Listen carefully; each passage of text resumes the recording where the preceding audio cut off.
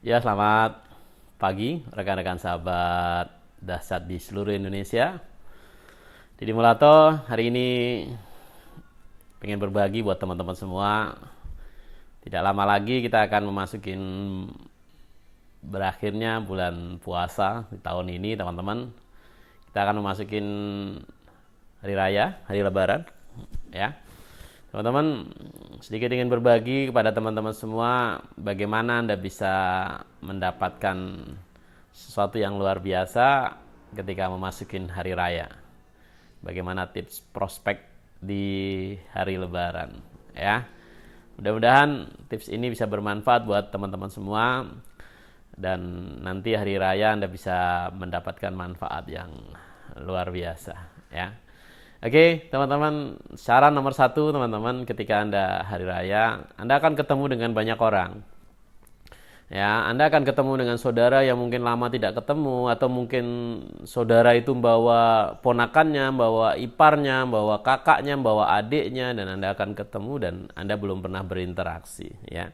Oke, nomor 1 yang saya boleh sampaikan ke teman-teman semua, jangan melakukan hard selling, ya. Hanya orang-orang bodoh yang melakukan hard selling pada saat momen-momen luar biasa. Hanya orang bodoh yang akan merusak hubungan ini dengan melakukan suatu penawaran yang brutal.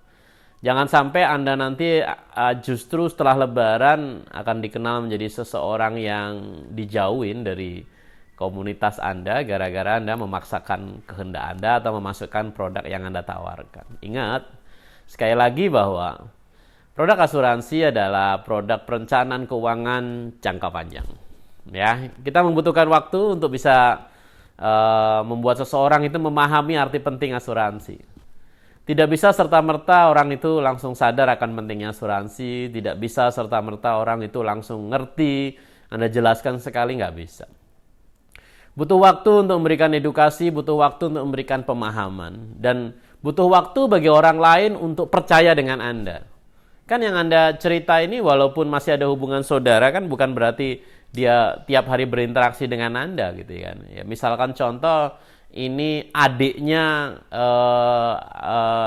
adik ipar adiknya istri suami Anda misalkan, suami kakak Anda misalkan gitu kan. Ya itu kan sudah agak jauh gitu. Tapi kan datang ketemu dengan Anda terus Anda ketemu gitu. Mbak, udah tahu asuransi belum gitu kan? Aku ajuin asuransi loh, Mbak. Ikut asuransi loh, bagus loh. Ayolah ikutlah, sama ini aja yuk, sama aku ikut. Teman-teman, dia masih akan bertanya siapa Anda. Kamu di mana? Ya. Bagaimana membuat sebuah perbicaraan, sebuah perbincangan itu menjadi nyaman? Nomor 1 yang harus Anda lakukan adalah Anda harus lebih banyak berbicara tentang dia, bukan berbicara tentang saya. Berbicara tentang dia itu akan membuat seseorang itu nyaman. Berbicara tentang dia itu akan membuat seseorang itu merasa dihormatin. Mbak, siapa jenenge? Siapa namanya gitu loh. Oh, Ayu Mas gitu kan. Oh, Ayu gitu kan. Wah, kok Ayu men. Wah, sama kayak namanya Ayu men gitu ya. Karena namanya Ayu ya orangnya Ayu gitu kan. Bikin bercandaan dulu namanya gitu kan. Terus Ayu umur berapa sekarang gitu kan. Nah, Anda harus melakukan yang namanya fact finding. Ya.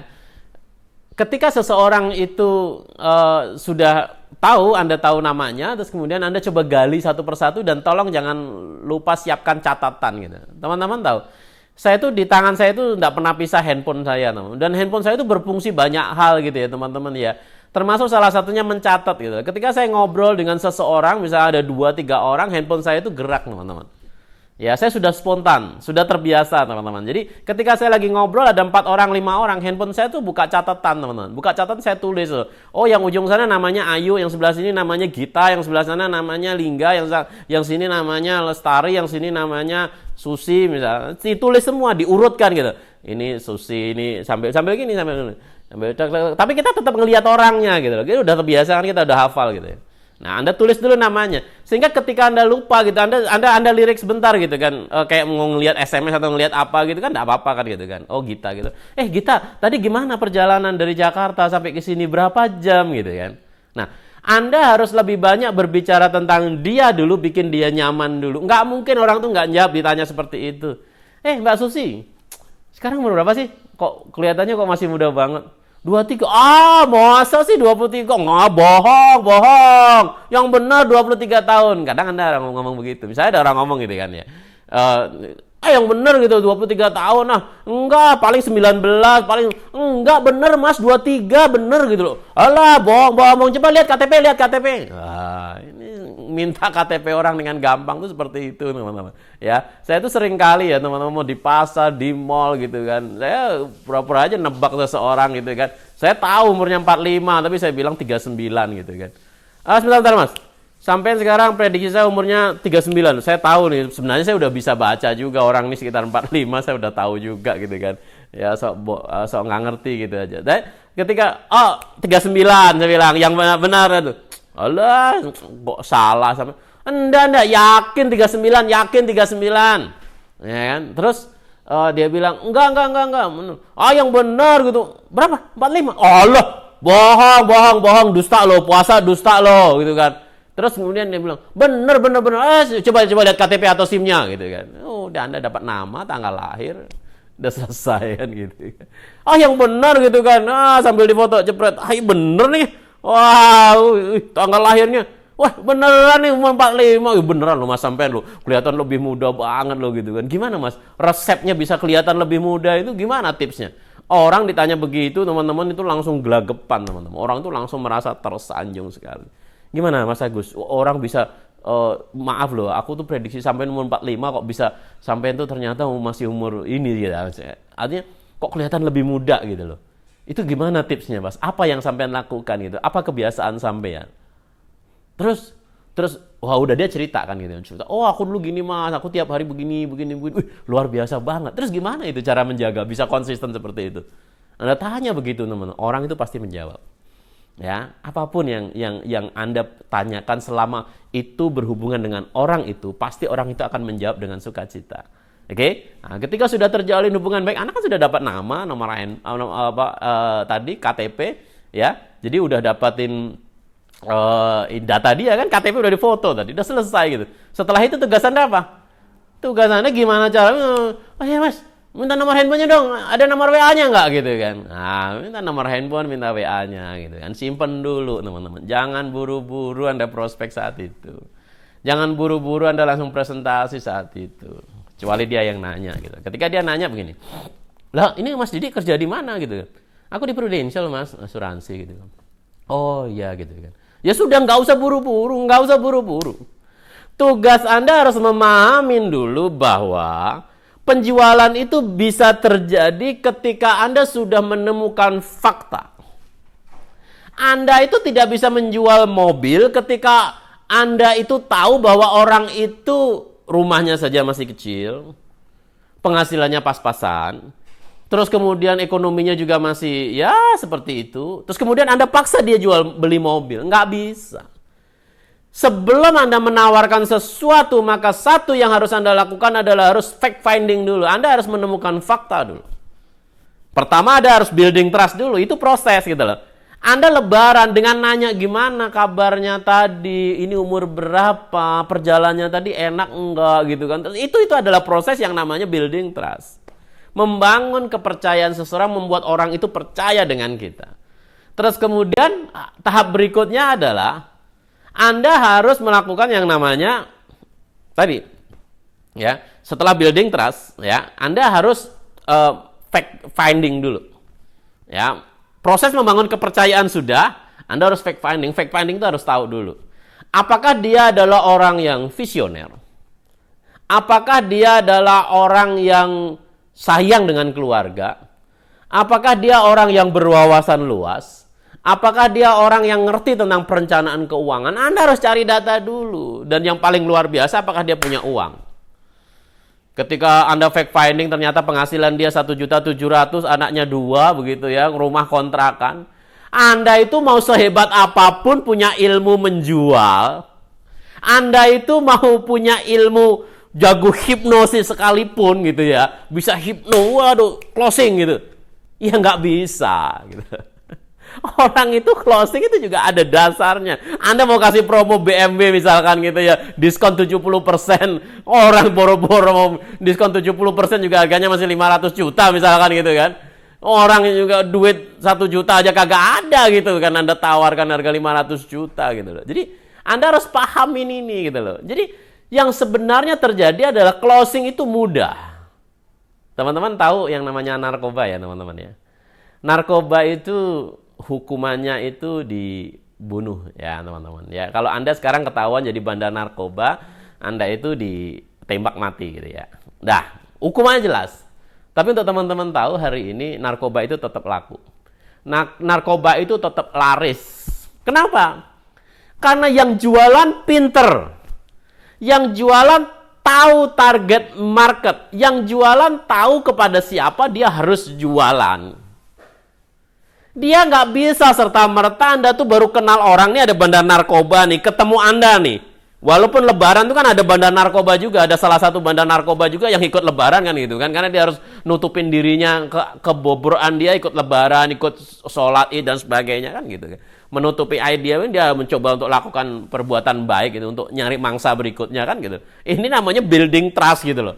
Dia tuh mau mencari kepercayaan seseorang gitu loh. Lebaran juga ikut lebaran, ikut hahaha dan sebagainya, ikut silaturahim ya kan, nangis-nangis, ikut nangis-nangis biar nggak ketahuan kan. Dia bandar narkoba, itu cara dia nutupin gitu. Terus kemudian begitu dia ketemu seseorang, dia deket, dia fact finding dulu. Ini orang nih imannya bagus nggak gitu loh. Ketika imannya bagus, dia mikir 1000 kali gitu loh teman-teman. Sampai detik ini kok saya tuh belum pernah ditawarin orang narkoba gitu.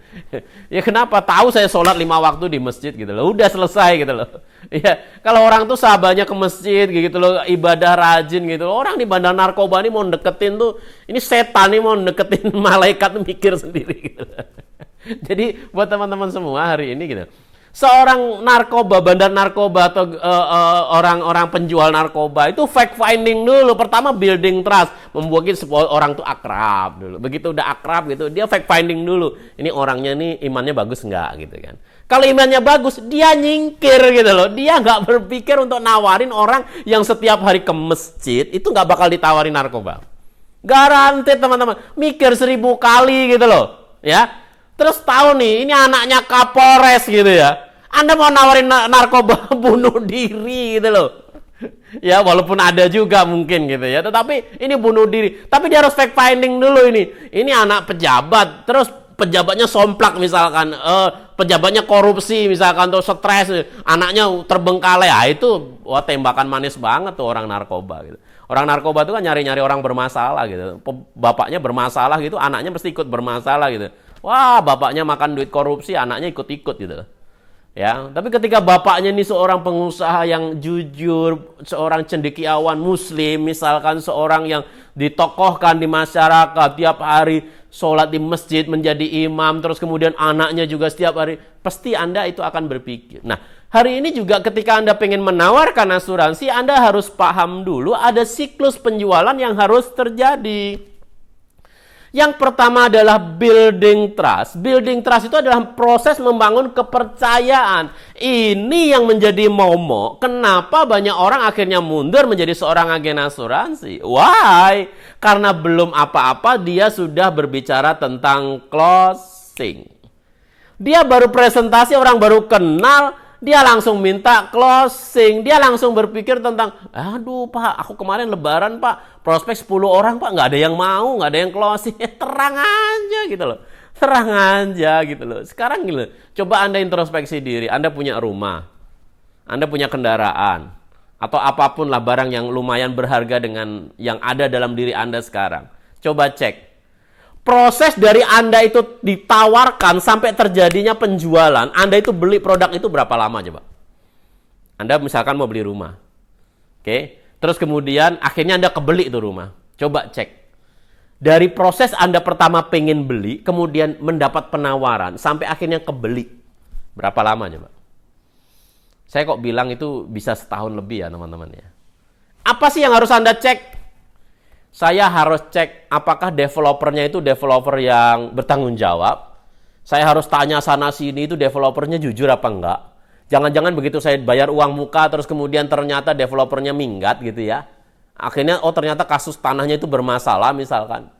Atau mungkin si salesnya ini apakah dia orang yang jujur atau tidak. Anda harus cari tahu juga. Terus bagaimana sistem pembayaran dan sebagainya. Anda juga butuh waktu untuk memahamin itu. Begitu sudah tahu nih, ngomong sama istri, ngomong sama suami, Pak ini ada perumahan nih kayaknya bagus nih. Ya ini 1 lantai minimalis banget nih, harganya juga sebulan cuma 2 juta ini Pak. Ayo kita pikirin yuk Pak. Ya udah coba deh mama siapin deh uang mukanya, mama ada uang nggak gitu kan. Ini ada uang nih kemarin dikasih sama bapak nih warisan misalkan gitu kan. Ada uang 20 juta nih gitu. Nah, terus itu uang mukanya berapa? Itu 35 juta kurang 15 lagi. Kita ada motor ada 3. Satu bisa dijual deh. Motor jual 1. Proses jual motor kemudian itu ada anting-anting mama tuh ada tuh 10 gram. Jual deh. Jual 10 gram jual gitu kan. Terus kemudian kekumpul 35 juta.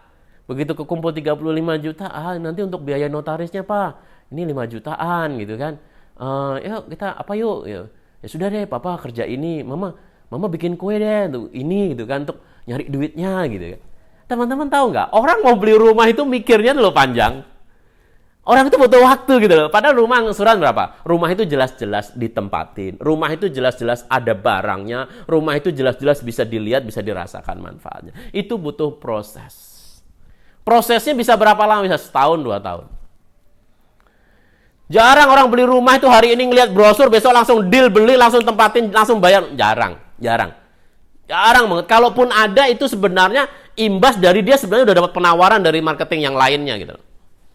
Nah, hari ini yang teman-teman harus pahamin, menjual asuransi itu tingkat kesulitannya di atas jualan rumah. Kalau jualan rumah itu adalah jualan sesuatu yang jelas ada barangnya, fisiknya ada, bisa langsung dirasakan, sementara jualan asuransi itu jualan janji. Jualan masa depan, jualan nanti. Bahkan sebagian orang mengatakan, wah jualan kalau, jika begini maka begini, jika begini maka begini, jika begini maka begini, jika tidak begini maka tidak begini. Wah jualan andai-andai gitu kan. Ada orang bilang jualan fata morgana, jualan angan-angan, jualan omong kosong katanya gitu kan. Bagi orang yang belum paham, bagi orang yang sudah ngerti seperti saya berburu asuransi. Saya tiap tahun bahkan punya komitmen untuk nambahin polis asuransi saya. Kenapa? Karena saya tahu pentingnya asuransi.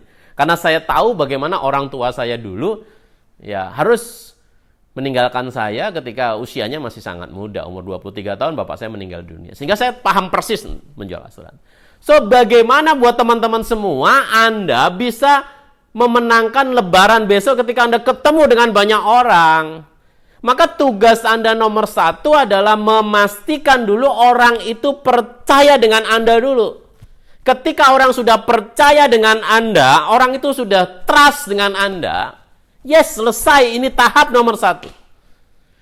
Tugas Anda adalah memperkuat brand image Anda, menguatkan image Anda bahwa Anda adalah orang yang konsisten, Anda adalah orang yang peduli, Anda adalah orang yang punya wawasan yang luas, Anda adalah orang yang layak untuk bisa dipercaya dan ini butuh waktu. Apa yang bisa Anda lakukan berikutnya adalah fact finding gitu loh. Anda kenal nih pertama, orang kalau hari lebaran gitu kan ya penampilan mau bagus-bagus semua gitu kan. Karena apa? Baju baru, kendaraan baru. Semuanya keren-keren, nggak bisa ditebak gitu loh. Rumah dia seperti apa? Kondisi ekonomi keluarganya seperti apa? Ya, kehidupan dia seperti apa, wawasan dia seperti apa kan nggak bisa. Maka tugas Anda berikutnya adalah fact finding. Temukan dulu apakah dia layak untuk membeli asuransi. Ingat tidak semua orang itu layak untuk membeli asuransi, khususnya asuransi dari perusahaan swasta. Ingat, ada BPJS yang sudah dicanangkan oleh pemerintah untuk semua kalangan. Dengan premi yang sangat terjangkau. Tugas Anda adalah menemukan orang-orang yang memang menjadi market Anda. Tugas Anda adalah menemukan orang-orang yang itu memasuki level Anda. Ketika hari ini Anda ketemu orang yang memang penghasilannya itu belum layak, terus kemudian Anda mau paksa seseorang itu membeli asuransi. Anda yang bodoh gitu loh, ya. Jadi bukan orang itu nolak Anda, tapi memang Anda itu yang salah gitu loh. Sama dengan orang begini teman-teman. Anda itu ketemu orang agama Hindu, tapi Anda nawarin jualan daging sapi. Atau mungkin Anda Muslim, saya ini jualan daging babi ke Anda, itu yang bodoh saya gitu loh. Ya, jadi Anda harus tahu dulu tahap berikutnya adalah fact finding dulu. Fact finding, cari tahu nih keluarga baru nih. Ya, kecuali itu adik Anda, itu memang om Anda tahu kehidupannya, it's okay kan. Ini kan konteksnya Anda ketemu dengan orang keluarga, tapi keluarga dari saudara gitu kan, jadi agak jauh gitu kan. Anda ketemu gitu, ngobrol dulu tentang dia. Jadi tips nomor 1 adalah berbicara tentang dia. Berbicara tentang dia, mas, ini siapa? Istri atau calon itu? Wah, calon, wah ayu mbak, oh sampean beruntung banget bisa dapat istri cantik pak gini gitu. Itu kan Anda puji orang itu seneng banget itu. Mbak, hati-hati loh, belum disantet loh, jangan mau loh disantet sama ini. Gimana mbak, aslinya mana gitu kan? Asli Brebes, masuk, oh Brebes gitu kan. Brebes dari itu, misalkan Anda tahu sedikit gitu. Dari ini hotel apa misalkan gitu kan. Oh itu dari mana gitu kan. Oh udah. Terus tadi dari Brebes ke sini kapan gitu kan. Tanya tentang dia dulu. Membikin orang itu nyaman dulu. Ketika orang itu udah nyaman, ya maka orang akan mulai membangun kepercayaan dengan Anda. Udah nyaman, udah percaya dengan Anda fact finding tahap berikutnya. Fact finding, begitu fact finding orangnya ini memungkinkan untuk mendapatkan presentasi, baru Anda mulai. Mas sudah tahu ini belum, asuransi belum gitu kan misalnya. Ini orangnya memungkinkan, tapi jangan buru-buru. Ketika orang responnya itu kurang bagus, nggak usah langsung dilanjutkan lagi. Orang udah, misalkan contoh ya, salah satu respon tidak bagus tuh gitu kan. Begitu Anda ngomong asuransi, orang tuh langsung mainan handphone gitu, atau ngelihat ke tempat lain, atau ngomongin yang lain. Itu salah satu bentuk respon bahwa orang itu tidak seneng gitu loh berbicara tentang itu. Ketika Anda ketemu respon itu, jangan dipaksa. Gini loh mas, asuransi itu bagus. Udah tahu orang itu main handphone, udah tahu orang itu ngelihat tempat lain, malah Anda paksa ngomongin asuransi. Anda itu udah wes nggak bakalan gitu loh. Kalau saya teman-teman tuh nggak pernah ngomong. Saya orang asuransi nggak pernah ngomong. Kenapa? Sampai saya bisa bikin orang itu yang nanya ke saya. Ya, dengan kita nanya terus nanti suatu ketika dia akan balik. Lalu mas jadi kerja di mana? Aku di asuransi mas, di Prudential. Ya, gimana? Aku langsung nanya lagi ke dia tentang sesuatu yang tidak ada hubungannya dengan asuransi. Supaya apa? Targetnya adalah membuat dia nyaman dulu bahwa kita ini bukan orang yang tukang maksa gitu. Dan teman-teman tahu, yang namanya proses terjadinya penjualan yang benar itu butuh waktu. Penjualan yang benar itu membutuhkan serangkaian proses, dan prosesnya cukup panjang. Ketika Anda mau memahami hal ini, teman-teman, maka Anda akan bangga dan bahagia menjadi seorang marketing. Ya, kenapa Anda paham? Ya, karena orang itu benar-benar memahami prosesnya, siklus penjualan Anda. Jadi nomor 1 sekali lagi teman-teman, Anda harus proses yang namanya building trust, ya, membangun kepercayaan, membuat orang itu nyaman. Terus kemudian yang kedua adalah fact finding. Ketika sudah fact finding ini orangnya memungkinkan, penghasilannya 10 juta per bulan, istri 1, anak 2, kehidupannya cukup oke gitu kan. Terus kemudian dia masih bisa nyisihkan mungkin 1 atau 2 juta per bulan. Yes, that's point. Baru kita mulai masuk. Apa yang harus dimasuk pertama kali adalah product knowledge dulu. Jangan buru-buru tentang closing. Ini kesalahan agent juga kadang berpikir orang itu udah ngerti. Berpikir bahwa orang itu sudah ngerti asuransi sehingga Anda itu berpikir udahlah, pokoknya Anda tuh nawarin asuransi, orang itu pasti ngerti, pasti mau gitu loh. Ini kan kesalahan. Anda harus melakukan proses yang namanya product knowledge, ya, transfer product knowledge. Anda harus edukasi, memberikan edukasi. Oh ya sejauh ini kalau kehidupan bisa luar biasa begini, jenengan itu perencanaan keuangan gimana sih untuk nyiapin dana pendidikan atau dana pensiun gitu? Pakai apa sih jenengan gitu? Anda pancing dengan pertanyaan gitu. Alah ya mas, ya nyimpen tuku tanah gitu kan, beli emas gitu kan, ya nabung di bank mas gitu kan. Oh gitu. Sejauh ini sudah tahu tentang asuransi belum om gitu misalkan, atau mas gitu. Ya kemarin denger sih gitu kan, tapi belum dong sama sekali aku gitu. Nah itu ke orang udah masuk gitu. Tapi ketika orang diajak ngomong asuransi aja udah mencibir, ntar dulu, jangan dimasukin gitu loh. Ini kesalahan Anda gitu. Anda yang bodoh kalau masuk, orang tuh udah tahu begitu Anda cibir. Ya, begitu Anda sudah tahu seperti itu, misalkan orangnya itu belum memungkinkan, ya sudah. Product knowledge nggak mungkin saat itu, ya sudah. Langkah berikutnya apa? Minta Facebook dia, minta Instagram dia, follow dia. Udah. Mas ada Instagram, mas ada Facebook. Ya. Ada. Aku follow dong, gitu kan. Apa ID-nya? Udah di follow dia. Mas follow back ya. Udah di depan dia tungguin follow back, jebret. Udah. Ya, Facebook tuh paling enak karena Facebook tuh berteman harus dijawab gitu. Ketika sudah seperti itu, apa yang harus dilakukan? Sudah, titik. Nggak usah dilanjutkan lagi. Tugas Anda adalah menjalankan siklus penjualan dalam jangka panjang.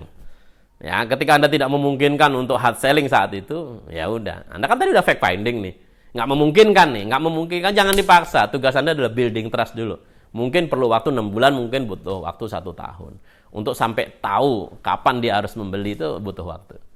Kalau sudah seperti itu teman-teman, Anda simpan data dia. Anda punya nomor handphone dia, Anda punya nama dia, cari tahu tanggal lahir dia. Udah selesai. Dan Anda lakukan follow up secara berkala. Ya, nah kalau Anda hari Lebaran bisa ketemu 5 orang, 6 orang, 10 orang. Nah, itu keren banget. Ya, nggak apa-apa nanti closingnya setahun lagi. Lebaran tahun depan closing. Nggak apa-apa. kan gini loh. Anda tuh katanya mau bisnis asuransi sekarang dan sepanjang masa. Katanya pengen bisa diwariskan. Katanya ini bisnis jangka panjang. Tapi, kenapa Anda tuh berpikir cepat closing? Kenapa Anda berpikir untuk buru-buru untuk closing? Nggak bisa dong. Anda itu harus paham dulu bahwa bisnis ini butuh waktu. Bisnis ini butuh proses.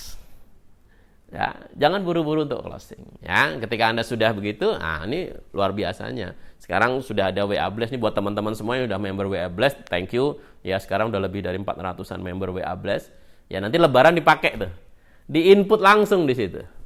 Di-input di situ. Sehingga ketika nanti orang itu sudah di-input data di situ, dia biarin sistem WA Blast nanti bekerja. Ya, Anda tinggal atur pesan hari pertama ini, hari ke-10 ini, hari ke-30 ini, hari ke-60 ini, hari ke-100 ini, hari ke-200 ini, pesannya udah berkala nih. Nanyain kabar, nanyain ini dan sebagainya, udah sistem semua, Anda bikin aja gitu. Ya, bikin hari ke-30 misalkan bikin pesan lucu-lucuan gitu kan misalkan. Mas Budi, udah tahu belum bedanya ayam kalkun sama ayam apa gitu kan, jawabannya gitu kan. Apa mas gitu, ya, jadi canda-candaan gitu kan. Atau Anda kirimnya kata-kata lucunya dari Cak Lontong misalkan, kirim aja gitu kan. Supaya apa? Ini semakin akrab dulu, ya. Anda itu harus dikenal menjadi orang yang baik, Anda harus dikenal menjadi seorang yang lucu, Anda harus dikenal menjadi seorang yang konsisten. Ini fokusnya. Fokus WA Blast di situ, membantu Anda secara konsisten membikin sapaan-sapaan sekedar, Mas Agus gimana? Apa kabar nih? Sehat ya? Mudah-mudahan rezekinya lancar ya hari ini. Udah selesai, nggak usah ngomongin tentang gimana asuransinya, nggak perlu. Ya. Kemudian bulan depan ngomong lagi, Mas, udah tahu belum bedanya cecak sama buaya gitu kan? Apa tuh Mas gitu kan? Ya kalau ada orang dibuayain gitu, tapi nggak ada orang dicecain misalkan gitu, atau apapun lah gitu. Ya, Anda bikinkan pesan-pesan yang lucu, atau Mas, udah install belum aplikasi ini polisiku? Kalau ada keadaan darurat tuh enak lo tinggal mencet tombol darurat. Anda kirim pesan itu gitu loh, tapi di bawah ada nama Anda. Ya. Nah, lama-lama orang itu akan ngelihat, ternyata Mas Didi itu baik ya. Ternyata Mas Didi itu konsisten, ternyata Mas Didi itu lucu, ternyata Mas Didi itu orangnya itu luar biasa gitu kan. Terus dari Facebook Anda, dia kan berteman dengan Facebook kita tadi. Dari Instagram dia berteman nih. Dia juga memantau loh, jangan salah. Kan ada orang tipenya kepo ya, pengen tahu gitu. Orang itu mantau Anda, ketika orang mantau Anda, ya, maka Anda itu tolong jaga gitu loh statusnya. Kalau mulai sekarang dan sepanjang masa Anda pengen menjadi seorang marketing yang luar biasa, pengen menjadi orang yang hebat, tolong mulai sekarang jaga semua status Anda. Hentikan status-status ngomongin orang lain, hentikan status-status yang mencibir orang lain, hentikan status-status yang membuat tidak nyaman. Ketika Anda sudah lakukan ini, selesai. Oke? Jadi tugas Anda, teman-teman, sekali lagi adalah Anda harus building trust. Terus kemudian Anda harus fact finding, terus kemudian Anda harus transfer product knowledge atau lakukan yang namanya presentasi. Ya, closing itu seiring berjalannya waktu, dan dengan adanya WA Blast, teman-teman mudah-mudahan bisa membantu teman-teman semua.